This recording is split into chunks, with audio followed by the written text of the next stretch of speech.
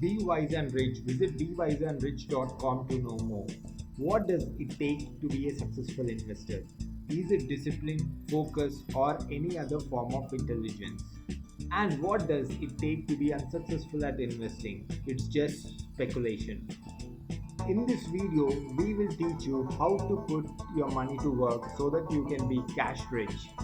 So, stay tuned.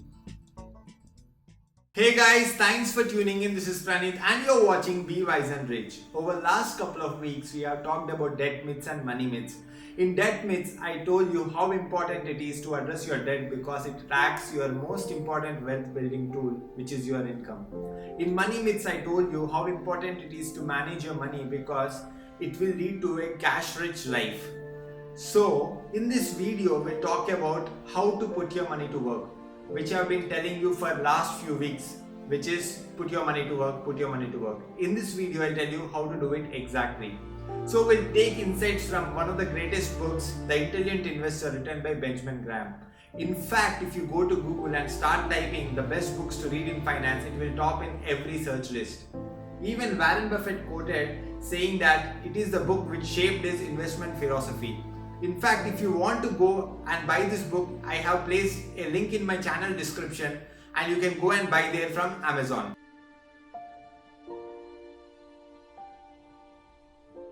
So what is investment? Investment is something upon thorough analysis guarantees adequate return and safety of principal. Anything that does not meet this criteria is just speculation. So rule number one for investing is no guesswork when you don't know it. Many people around us just check the price of a stock in mobile phone and they buy it. They don't even know the products or services the company offers. They don't even know the revenue, top line or bottom line. Buying a stock is just like buying a business. In fact, if you are a car owner or a car company owner, you'll know exactly what is the marketing budget, you'll know exactly what is the revenue, what are the expenses. So in fact, when you own a stock, it is important for you to treat it the way you treat your own business. So buying a stock is same as buying a business. So point number two, don't take too much risk that you can't afford to lose. Many people get blindsided by their confirmation bias and perspective. They just buy a stock and predict it is going to go up and it is going to go down. They don't understand that it is impossible to predict. Quoting Howard Marks, he said that there are two kinds of forecasters. The first one who don't know, the second one who don't know that they don't know. So it is important for us to diversify because it is very challenging to forecast the future. So in fact, if you think all of the smartest minds in the world did not predict 1989 crisis, 2002 dot-com bubble and even 2008 financial crisis. So it is important for us not to put all eggs in one basket. So focus on diversification.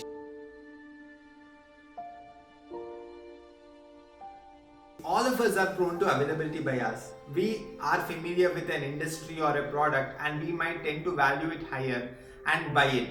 So as a consumer, it might be too good and too okay, but as an investor, financial health of the company and industry matters.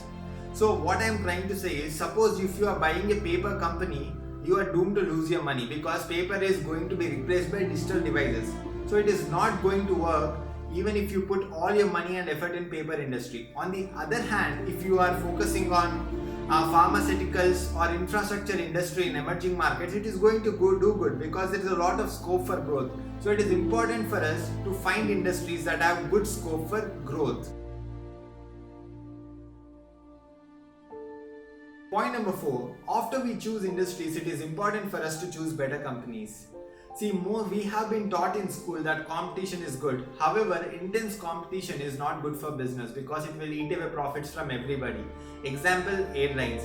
So we have to choose companies that have competitive advantage or economic moat. So economic moat is defined as the ability of a company to increase the price of its products without hurting their customers. So for example, if you are in a clothing company or if you are in a retail business, and if you are planning to buy any of that business, it is going to be difficult because competition is so high, entry barriers are so low, trends change faster and switching costs for customers are so low. If they don't try one product, they'll go and buy some other product. On the other hand, if you are buying an elevator company, once that elevator goes into the building, it is not going to come out till the building is collapsed. So you can earn consistent revenues for a long period of time. So here in this example, elevator business has a better moat compared to clothing business, because in elevator business switching costs are so high and it has got a strong moat.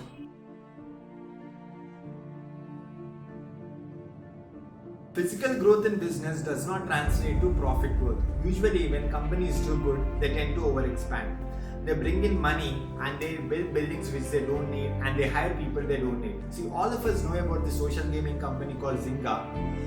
And we know it for many reasons, like games like Farmville and Hold'em Poker. And all of us were so glued to Farmville and we were always harvesting our virtual crops. What this company did is, after the success of Farmville, it overexpanded, it hired many people, and over the years it did not invest in building right products for its customers, and they have to shed a lot of weight. So in this way, though they are successful in initial years, because of their overexpansion, they didn't make profits in the long term.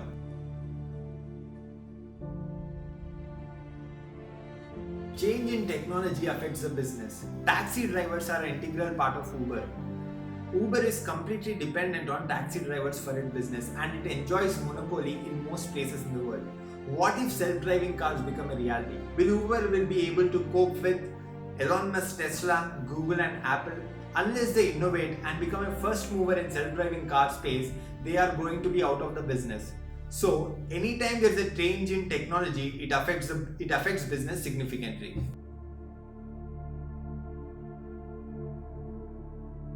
Sometimes stocks are cheap, sometimes stocks are expensive. Whenever we go for shopping, we always ask how much.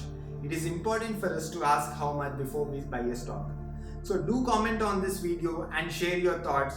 And if you have found this video valuable, kindly subscribe.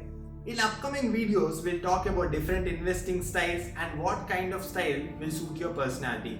So have a great day and have a great week ahead. Thank you. See you next week, same place, same time.